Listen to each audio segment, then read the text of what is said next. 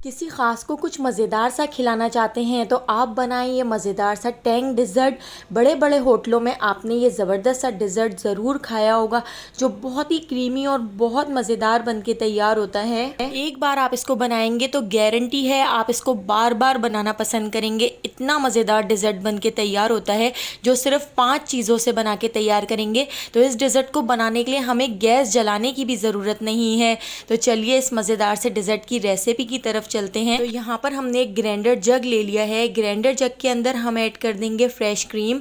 तो यहाँ पर मैंने 200 ml का फ्रेश क्रीम का पैकेट इसके अंदर ऐड कर दिया है। इसको मैंने एक बोल में निकाल लिया था, तो अब मैंने इसको ग्राइंडर जग में ऐड कर दिया है।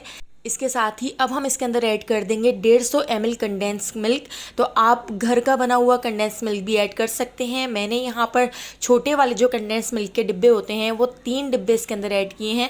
तो तकरीबन 150 ml मैंने कंडेंस मिल्क इसके अंदर ऐड कर दिया है।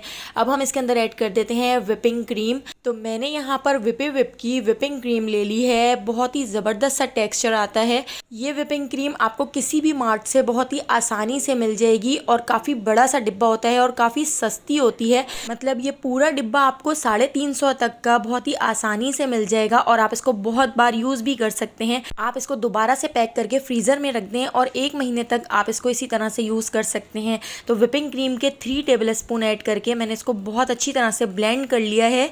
तो 1 से 2 मिनट हमने इन सारी चीज़ों को ब्लेंड करने के बाद अब हम इसके अंदर ऐड कर देते हैं एक टैंग का साशे। तो यहाँ पर 20 रुपए वाला टैंग का साशे हम इसके अंदर ऐड कर देंगे। मैंने यहाँ पर मैंगो फ्लेवर लिया है। अगर आपको और कोई सा फ्लेवर पसंद हो, यानी ऑरेंज फ्लेवर या पाइनएप्पल फ्लेवर, तो वो भी आप इसमें ऐड कर सकते हैं।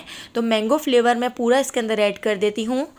तो टैंग का ये साशे हमने इसके अंदर ऐड कर दिया है। इसको भी हम 1 से 2 मिनट ब्लेंड कर लेते हैं ताकि टैंग भी इसमें अच्छी तरह से मिक्स हो जाए। तो यहाँ पर हमने ये सारी चीज़ें बहुत अच्छी तरह से इसमें मिक्स कर ली हैं।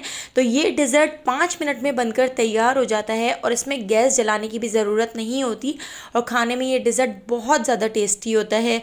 मतलब आपका हाथ ही नहीं रुकेगा और पेट भर जाएगा लेकिन दिल नहीं भरेगा। तो अब हम इसके अंदर ऐड कर देते हैं चॉकलेट स्प्रिंकल्स।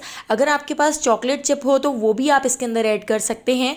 तो चॉकलेट स्प्रिंकल्स हमने इसके अंदर ऐड कर दिए हैं और इनको भी हम अच्छी तरह से इसमें मिक्स कर लेते हैं।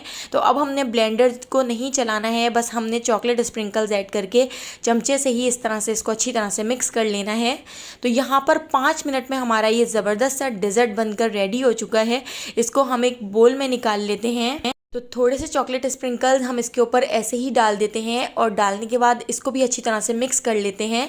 और इसको मैंने 2 घंटे के लिए फ्रीज़र में रख दिया था। ये बहुत अच्छी तरह से ठंडा भी हो गया और ये जो चॉकलेट स्प्रिंकल्स हैं इसमें अच्छी तरह से मेल्ट हो गए थे। तो यहाँ पर आप देख सकते हैं हमारा जो डिज़र्ट है वो रेडी हो चुका है। इतना मज़ेदार, इतना क्रीमी और स्मूथ, मुँह में घुल जाने वाला डिज़र्ट बनकर तैयार होता है। और आप इसका टेक्स्चर चेक करें, कितना ज़बरदस्त सा टेक्स्चर आया है। तो एक बार आप इसको ज़रूर बना के देखिएगा, आपको बहुत ज़्यादा पसंद आएगा।